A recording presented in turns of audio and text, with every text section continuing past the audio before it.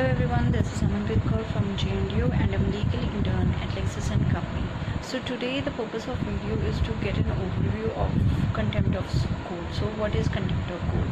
So first of all, contempt of court is offense of being defiant or disrespectful to the court of law. So being impolite to legal authorities in the courtroom or rebelliously failing to follow a court order may draw contempt of court proceedings. So we can say a judge can levy sanctions such as a penalty or prison for someone found guilty of contempt of court. It is punishable under IPC. So there are basically two types of contempt of court, that is the criminal contempt of court and also the civil contempt of court. So civil contempt of court often involves the failure of someone to comply with a court order. So judges use civil contempt sections to coerce such a person into complying with a court order the person has violated.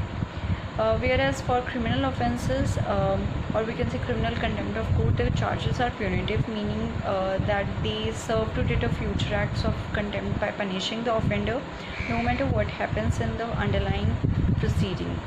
Recently this was in news basically regarding the comments made on social media against the Chief Justice of India by Prashant Bhushan, for which he faced criminal contempt of court.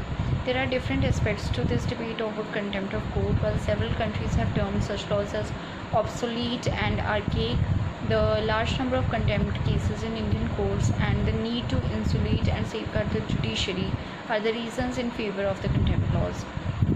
So in the age of social media, we can say that the balance between the freedom of speech and anything that scandalizes the court has to be revisited, or we can say revised. The Supreme Court and the High Court derive their power from the Constitution of India, while the procedure is outlined in the Contempt of Court Act 1971.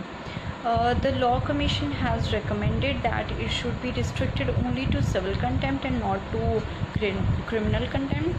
So there are broadly two categories of contempt, that is being disrespectful to legal authorities in the courtroom, willfully failing to obey a court order.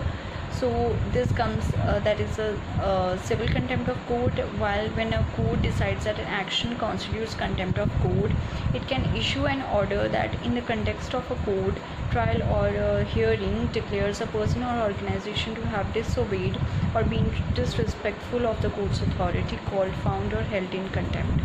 That is the judge's strongest power to impose sanctions for acts that disrupt the court's normal process. So contempt proceedings are especially used to enforce equitable remedies such as injunctions. In some jurisdictions, the refusal to respond to such or to testify to fulfill the obligations of a juror or to provide certain information can constitute contempt of court.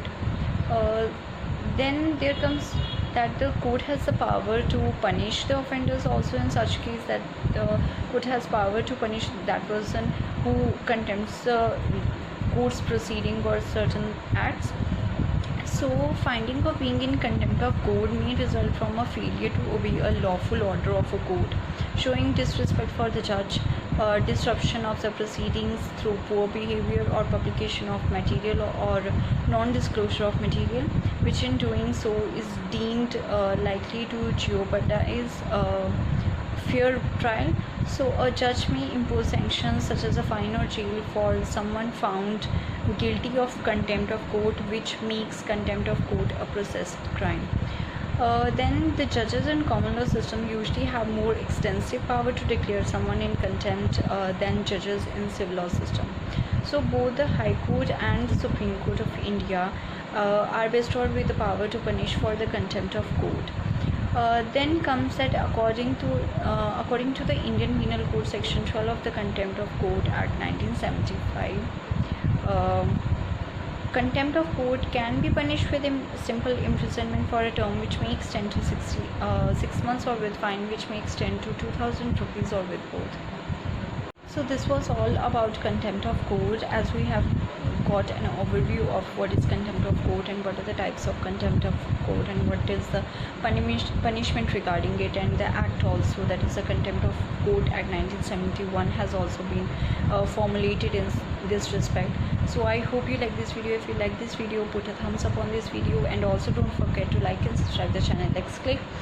This does not solicit any promotion or advertisement as per the guidelines of the Bar Council of India, and it is for educational purpose only. Thank you.